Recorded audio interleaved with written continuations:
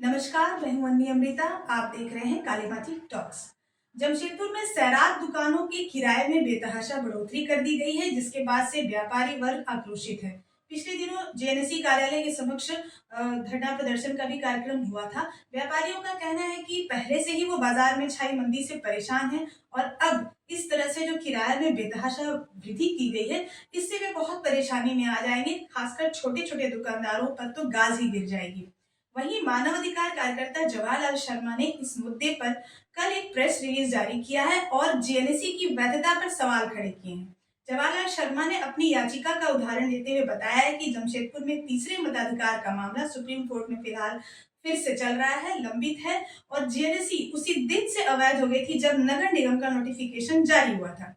शर्मा ने कहा है कि 1988 में उनकी याचिका पर 1979 में ही सुप्रीम कोर्ट ने फैसला दे दिया था कि जमशेदपुर में नगर निगम बनाया जाना चाहिए, यहाँ के लोगों को तीसरे वोट का मताधिकार मिलना चाहिए, लेकिन एक साजिश के तहत ऐसा नहीं होने दिया गया। अब ऐसे में सैरात दुकानों के किराए में जेएनएससी कैसे बढ़ोतरी कर सकती है किराए में, जबकि जेएनएससी जनता के द्वारा चुनी हुई संस्था है ही नहीं।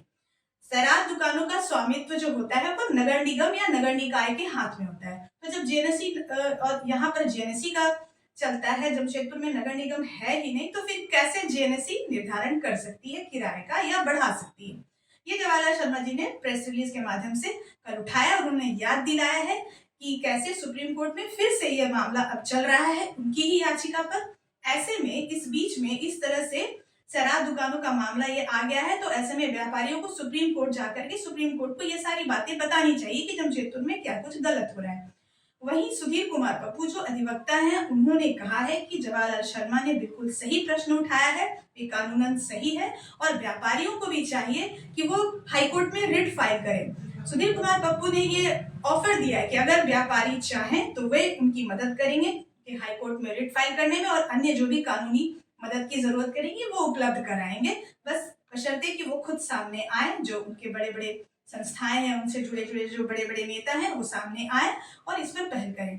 पिछले कुछ समय पहले यानी कि कुछ साल पहले एक बार फिर ऐसा हुआ था कि किराया बढ़ाया गया था, तब व्यापारियों के विरोध के बाद तत्कालीन उपायुक्त ने इसे रद्द कर दिया था। अब इस बार क्या होता है, कितना दूर ये आंदोलन जाता है, व्यापारी वर्ग क्या पहल करता है, क्या वह कोर्ट जाएगा, ये तो आगे आने वाले समय में हम जैसा देखेंगे फिर आपके सामने उसकी अपडेट देंगे। तो जुड़े रहिए काली माटी टॉक्स के साथ, हम आपके सामने ऐसी ही खबरें पेश करते रहेंगे।